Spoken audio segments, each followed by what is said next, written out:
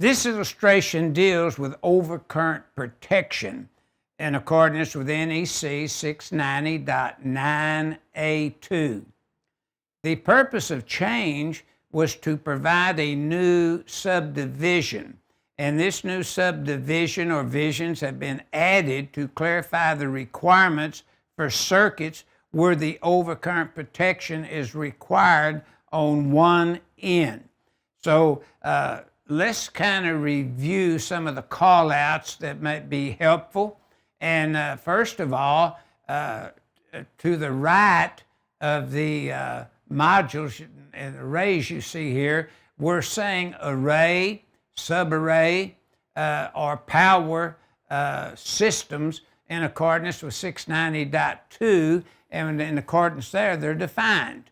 Now, second, you have a combiner box defined in 690.2, and the arrow points to that, where you're taking those DC circuits in series or parallel and connecting them in that box, and then you're routing the DC down to the array disconnect, 690.13, and then from that disconnect, you're routing down to the overcurrent protection that you'd have in 690.9A2.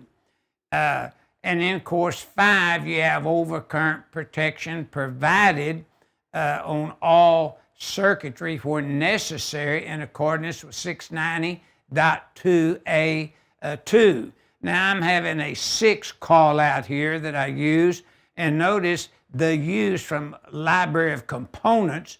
Then you see all the arrows are drawing to that equipment.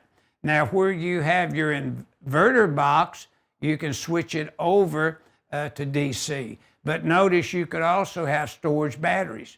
So if it became night and you're no longer getting the required source of power that you need from your PV, your batteries, storage batteries, could supply what you needed at night if sized properly. But overcurrent protection for these power sources and what they supply must comply with 690.9A2. And I would like to kind of remind the electricians that are installing and working on PV system, please review all the revisions and changes that have been accepted and added to Article 690 so that you don't make a mistake and it be costly to you. And I'm just pointing out here that we have not covered all the changes in 690.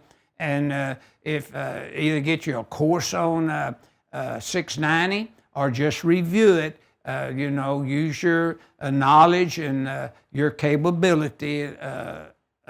If you're qualified and you feel you can review just 690, the article with the changes and feel comfortable with that, fine. If not, then go to a course that just covers PV systems.